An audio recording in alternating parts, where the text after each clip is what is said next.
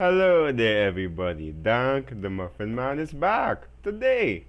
Yes, with the light of Jesus behind me. Yes, to watch some Attack on Titan Season 3, Episode 10. Yes. Now, I don't know what the hell that was about. Anyways,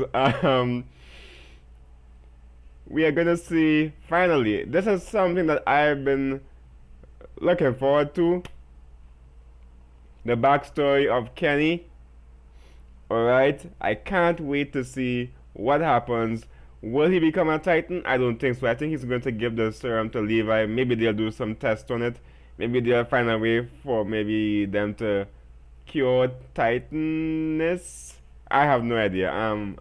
But I highly doubt that he's going to become a Titan. He might die right in that spot and give the Titan serum to Levi.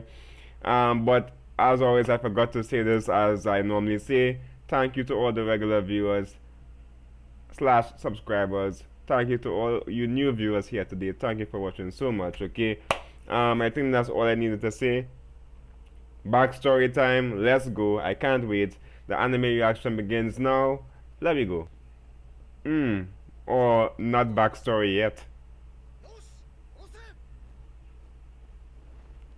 Oh, this is Historia and her new queenship. Okay, now we're going to the backstory. Friends, episode 47. Let's go. Whoa, Titan. Okay, we're seeing this is from the flashback. This is that guy who was saying he can't die yet. What? He could just use one part like just like Aaron with a spoon. Founding Titan. He has the Founding Titans.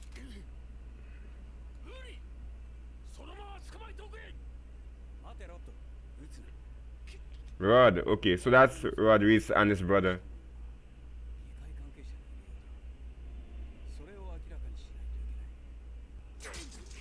Whoa! This guy has no fear.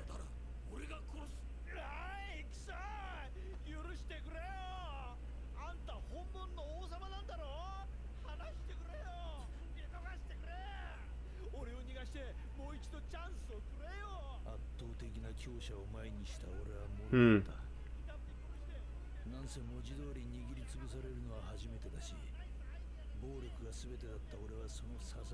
Wow.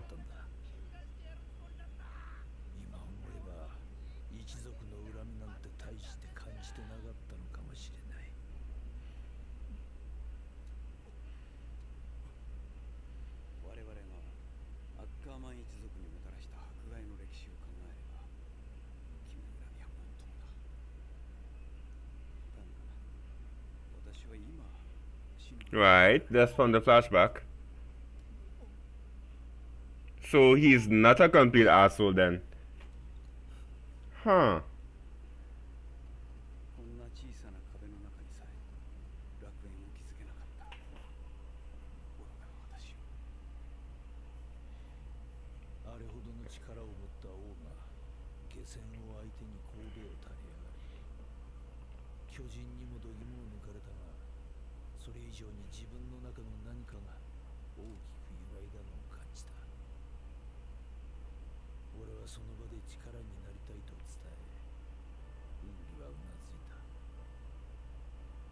What the hell? What the actual hell? She's not alive, right? What the actual hell? Okay, I was not asking. No way, that she could be alive.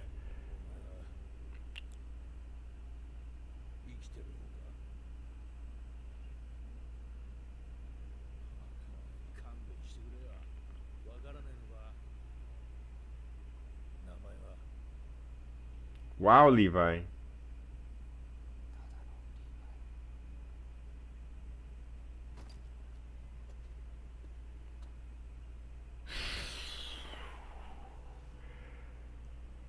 His mom died right there.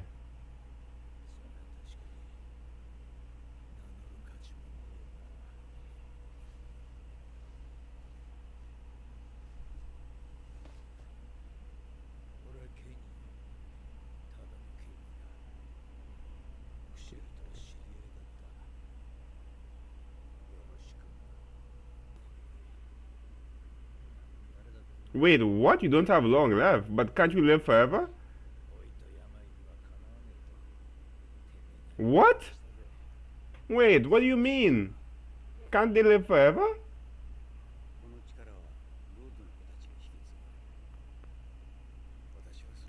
What?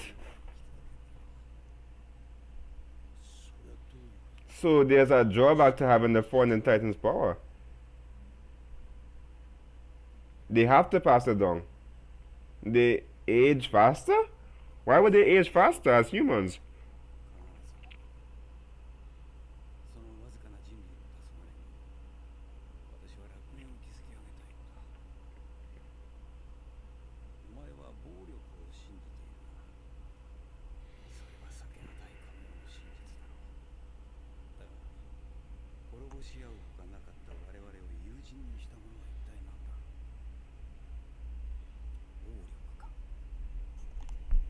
Hmm.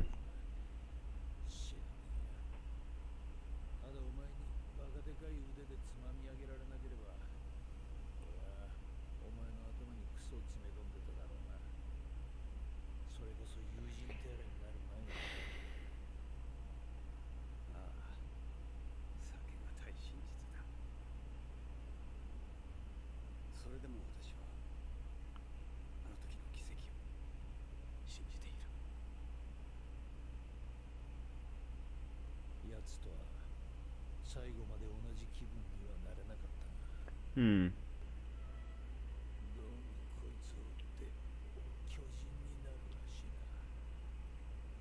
However,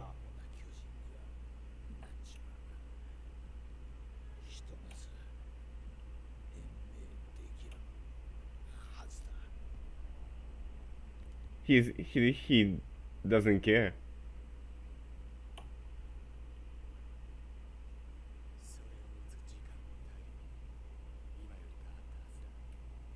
That's correct. I don't think he wants to inject himself. Doubts.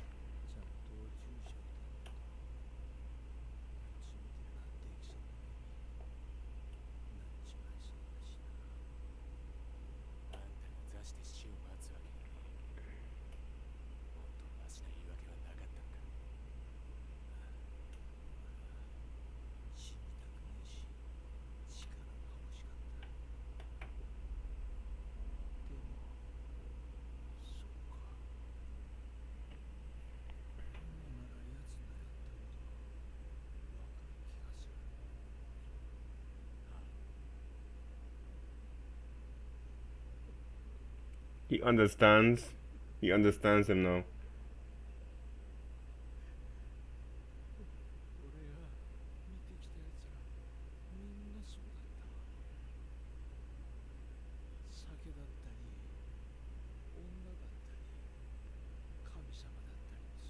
Hmm. So,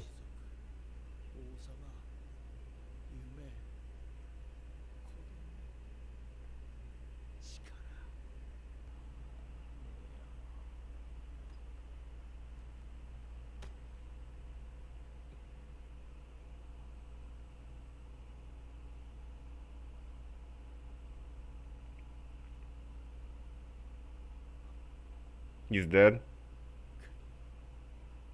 He's gone.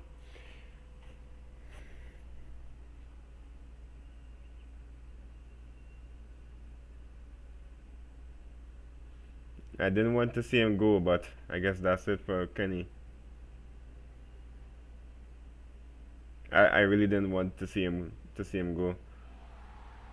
Now we have his story as Queen. And here's Levi. No, I'm going to assume he gave the serum to Hanji.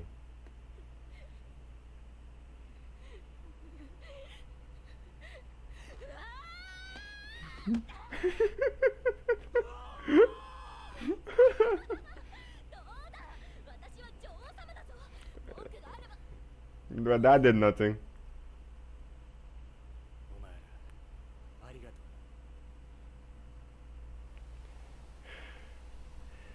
Wait, what? Is that the Armored Titan? Armored Titan? What the hell is the Armored Titan doing here? What? Who kicked Reina's ass like that? Who did this to Reina? What? Beast Titan? 兄ちゃん助けるのは後な。座標の奪取を優先。当然だろ。ここで待ってりゃあっちから来るんだし。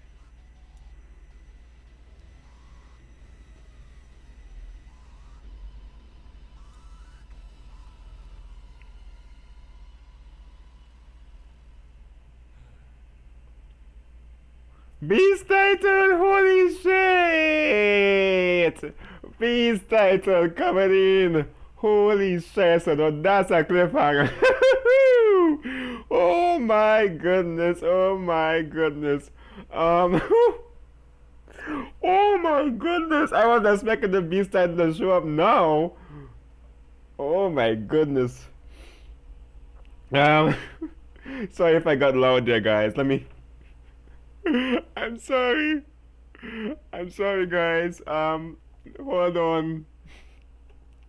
I'll be right back, guys. I need to talk about a little bit about what went on in the episode. If you want to stick around, feel free to do so.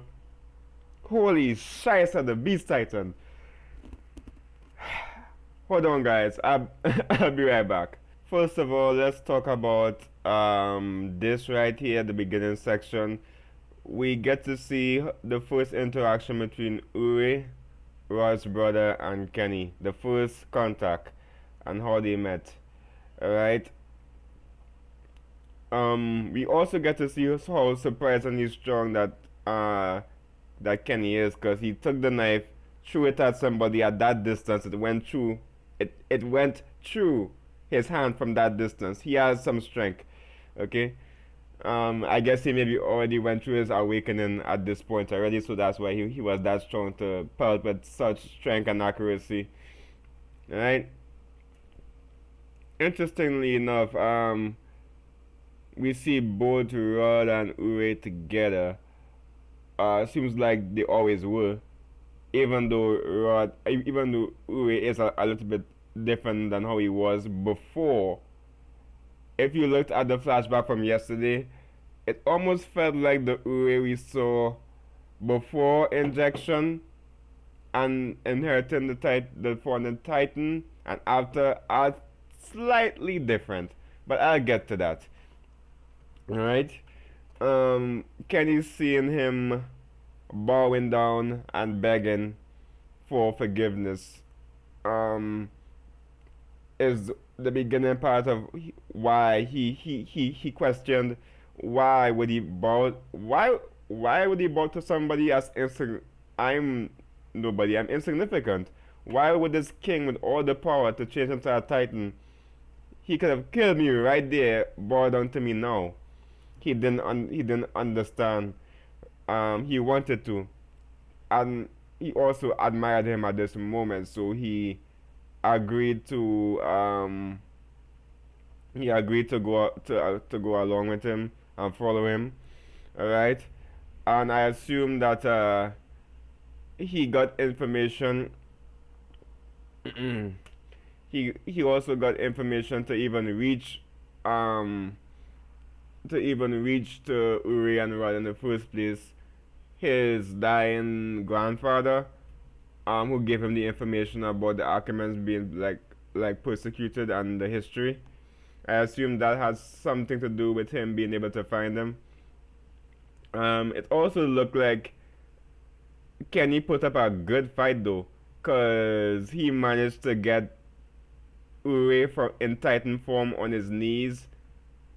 How the hell did he manage to weaken him that much? I guess because he's just a badass, right? Right, so I'll get back to this scene a little bit more and talk about this, but this is the main gist of things.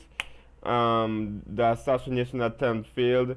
He wanted to end the Ackerman's persecution, so he aimed at the head. He got information on the location of Rod Reese and Ure Reese to end the persecution that the Ackermans had. He wanted to stop it now and save his clan. Alright? But that changed when the two encountered each other. Right? We're moving forward a little bit more. We have first contact with Levi and Kenny. It was a sort of grim scene to see this corpse here. Levi here starving, suffering, as he had to watch his mom die right in front of him. And he's on the brink of death too. Lost. He looked like he had no hope there. Kenny. I assume that most humans who see somebody in this position would want to help out in some way. If you see a child in this position, you would want to at least take them to a hospital, or help them out to move them from this place, feed them or something. You wouldn't leave a child like this in this in, in this hell. Alright? So the human part of him kicked in, and he decided to help him out as a parent. Okay, but he decided to at least help him enough for him to live underground, make sure he could make a few deals, handle a knife, and fight his way, because the underground is a tough place.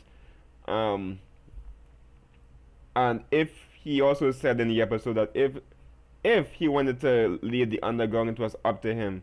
He had no, he didn't really care if he went above ground or not. He just wanted them to survive, and he did a good job as a parent to some extent. He did make a badass, but I guess he saved a life. He saved a life, and he made Levi into the Levi we know today. Right? That was a good scene to see. It's brutal. It's dark. I can't imagine the crap that he went through before Kenny came here.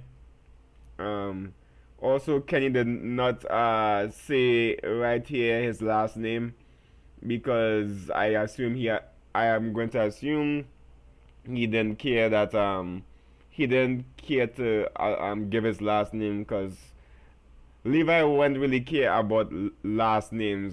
He needed somebody to take care of him, and that's what he did. Right? So yeah, this was a scene.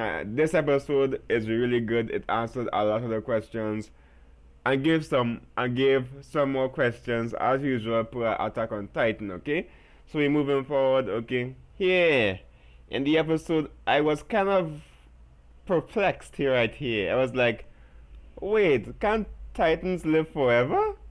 Can don't they not age? Apparently they do age. It's either, so much things came into my head at this point.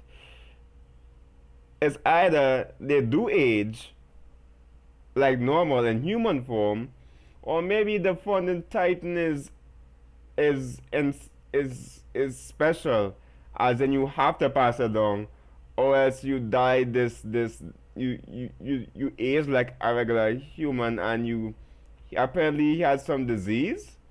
Um, so either there's a drawback to the Founding Titan in general, or there's a drawback to being a Titan in general. But as we see, I don't know how old Ray was in this scene. But I don't know how old he was. But I don't know if it's because he's a Founding Titan, he has to pass it down, and he knows he has to pass it down because of the will of the first king, making him want to do it, and making him think differently than he normally would. So yes, he is himself, and he's not himself at the same time, right? So yeah, I have to keep my mind on this scene, that either the Founding Titan has a drawback, which means that Eren might have the drawback of the Founding Titan. But as we know now, from what I can see, Eren is not has no way been affected by the Founding Titan, because he doesn't have the eyes, the signature eyes that they all have. He never had that. He's never been, like, he's never awakened as the Founding Titan. he doesn't have his power. He doesn't have the eyes. Until we see the eyes that Uri has here and Freda had and Uri's father had, then he doesn't have it. But yeah, apparently the Founded Titan is powerful, but it has a drawback that I'm not too sure of. But they do age. The Founded Titan does age like normal, or maybe your lifespan is extended. Maybe you do age like a normal. Maybe you do age, just you have an extended life in human form. Maybe if you're in Titan form, you don't age. Maybe the aging process is halted in Titan form, and when you, like how Ymir did not age, she stayed the same age because she when you're in Titan form, the aging stops. But the moment you head out, maybe you still age, but you still maybe you age, but at a slower pace. I'm going to assume that maybe that's it. Maybe you just age slowly, and in Titan form you don't age at all because yeah, the Titans have existed for a long time. We see that they don't age, so maybe it's because they just don't age in Titan form. But he still aged because he's in human form. That's why maybe the phone in Titan has a drawback. And Eren and Reiner and Bertold are normal. They don't age. I don't know. I have to keep this in my mind, okay? This conversation here was one of the last conversations that they had, that Uri and Kenny had. Um, and as we move forward here, this was, I assume, like the day before, maybe the ceremony, or maybe the same year or something. The ceremony happened, and Kenny he looked into the eyes of Freda, and he realized that he saw Uri and Freda, like they were the same. He saw him there, although he was not there, and Freda began to talk just like he did. So maybe all the Founding Titans, or the people who passed on that power, they all talked the same way. They wanted this false peace. Uri also said in the distant future, humanity will crumble, and he will make a paradise. Is that what the first king wants to do? I don't know. I really don't know. Sorry about that. Flash drive fell. Yeah. I don't know, but he has a goal in mind. That first king, whoever the first king that bastard is, had a goal in mind, and his will is still being carried out. Although his will has been stopped because Eren doesn't, he can't carry out his will because he's not a Rodriguez. Okay, there was some contract that cursed the Rodriguez family to have to pass down this burden for all eternity, or for generations, to fulfill some kind of twisted goal. I don't know what it is, but we'll find out in soon. In time, I keep what he said. I keep the scene in my mind. We're moving forward. Okay, here we see a quick little glimpse of this mention of awakening that the Archimans undergo. I still don't know what it means, but it has something to do with the Titans in general, because when Mikasa awakened, you saw the same electric surge that the Titans have. When a shifter transformed the same like electrical surge, it happened in Mikasa's brain and her whole body, like that went throughout her whole body, which I'm going to assume is kind of like somehow the Ackerman family made a contract with something or somebody, and the entire family has the ability to awaken under certain conditions. They awaken, which I assume is like, you know how they say if a human unlocks 100% of their brain, they'll become superhuman. I assume that Ackerman has their brains or their limits as a human. Their limiters are cut off, and they now are superhuman because their brains are no longer restricted. Their muscles are no longer held back. Okay, because we could only exert a certain amount of force in our muscles and do a certain amount of things. Okay, but the awakening breaks the limit, um, or unlocks more potential in the human brain. All right. I guess we'll have to wait a little bit more to find out what the awakening truly is. All right. But that's basically it. We're moving forward. Here we see the last portion of Kenny's life. It was sad, but he began to understand why it is Uri was so compassionate. And here we see some interesting scenes, and one I really want to get into. Alright, as he moved forward here, we saw Kenny in the underground with Sanis.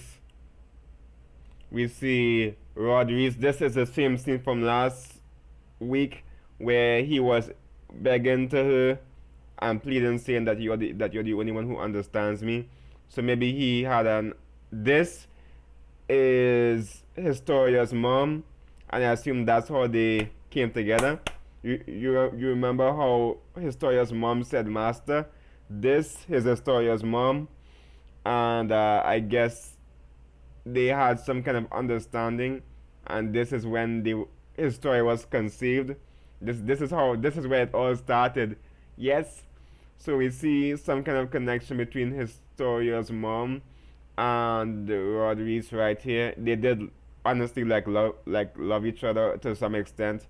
Um, Rodriguez was crying for some reason. I don't know why. But it's good to see that we actually see some kind of human interaction between Rodriguez and the mom of Historia. She has the same hair color.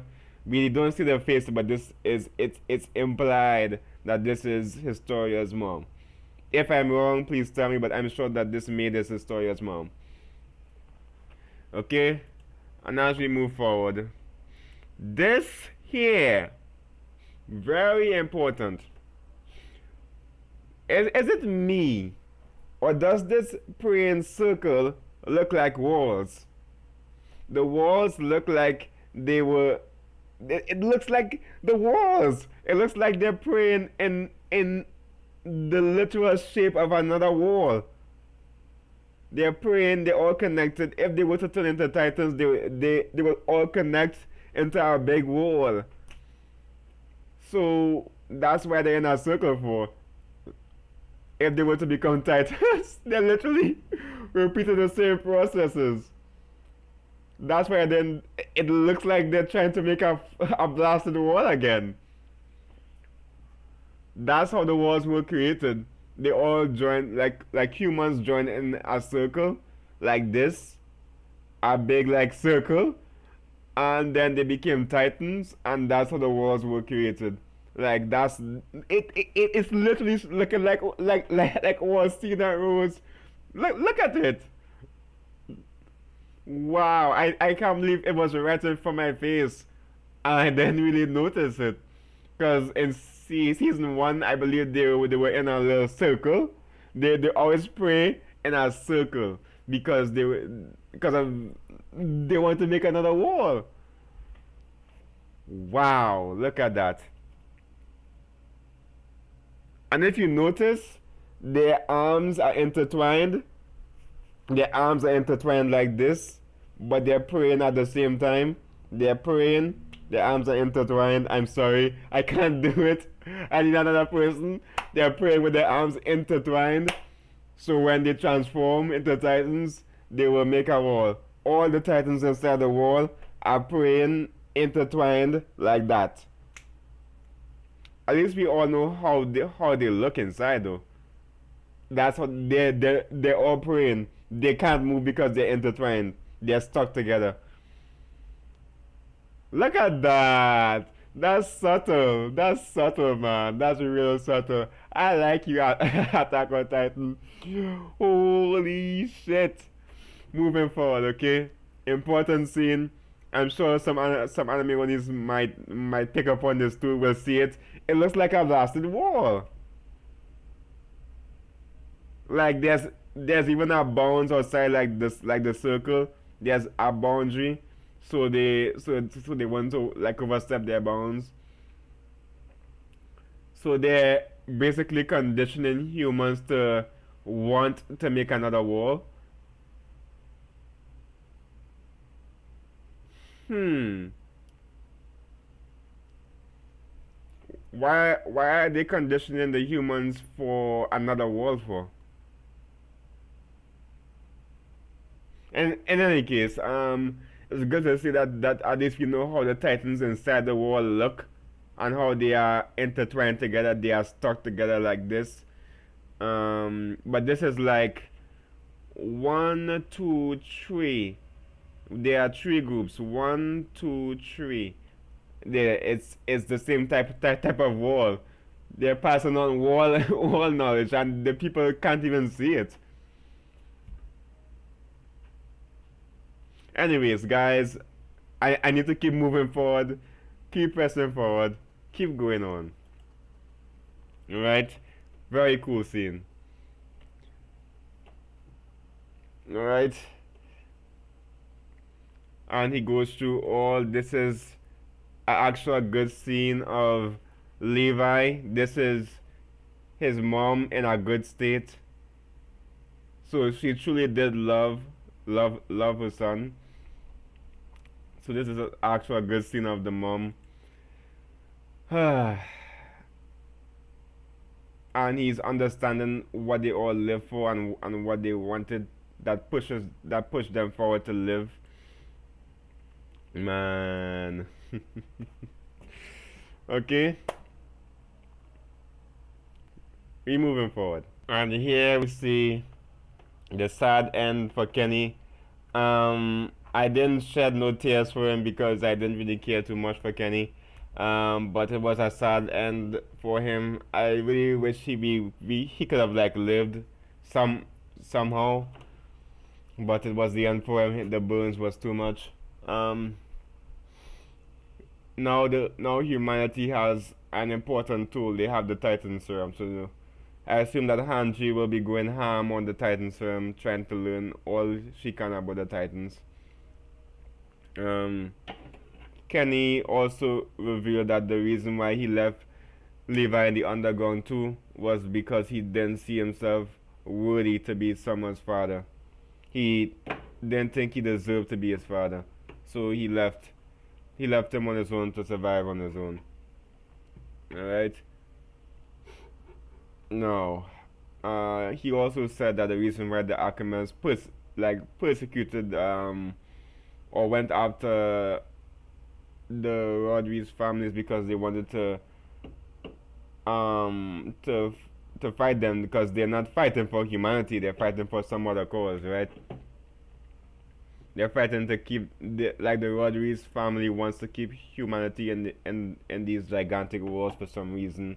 Why I don't know. Um but we'll find out in time soon as to why would you want to keep the humans that are in the walls inside the walls. Alright? In any case, I think that's about it. This scene was sad. I really wish that Kenny could have survived, but that's all for now. Anything else he said that's important? Boy, I think that's all. I can't think of anything he said that's too important. He didn't become a Titan because he had no reason to extend his life. He found out his reason for living. He answered his own questions as to why why Uri did what he did that day. He found out why, and he could die peacefully at that point. Okay, so we're moving forward to the next scene. And here we get to see Historia becomes the new queen of the worlds. I don't even know if she's truly doing this of her own free will, or maybe somehow Rodriguez's memories are affecting her. I don't know, but she is now. I know what I just said is most likely wrong, so just disregard that. But she is now the queen. She proved herself by taking down the last bit of Rodriguez that most royalty refused to do. They never fought in the front lines, but she proved herself to the entire like her population by actually killing a titan. Right? She is not going to be out in the front lines and a queen at the same time. That's going to be a huge like undertaking. Right? That's going to be a huge undertaking. But his story has changed. With the story we have now, I'm sure that she'll be able to do it. How long she'll be willing to be the queen for, I don't know. But it seems that she's okay with being the queen and fighting for humanity, even though she says that she hates humanity. I don't know if that was a bluff or if she was serious about hating humanity. I don't know, but we'll have to wait and see. Alright. Um, she also got to punch Levi. Alright, like they were saying in the last episode. Alright, because she is technically the leader of Levi, so she could punch him. Um, and Levi thanked all his scouts for whatever they did for him. Um, for standing up for humanity. We don't see any sign of the serum, so I assume that Hanji has the serum. She is the only one who has the technical know-how, who will be able to do some kind of thing with the serum. Maybe they'll be able to find a cure for being a Titan.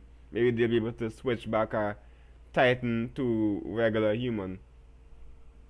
Maybe that's one thing for sure tests are going to be done on that serum. Alright, that's good to see. Um, that's good to see. So I look forward to seeing what will happen with the with that serum. What are they going to do? Alright.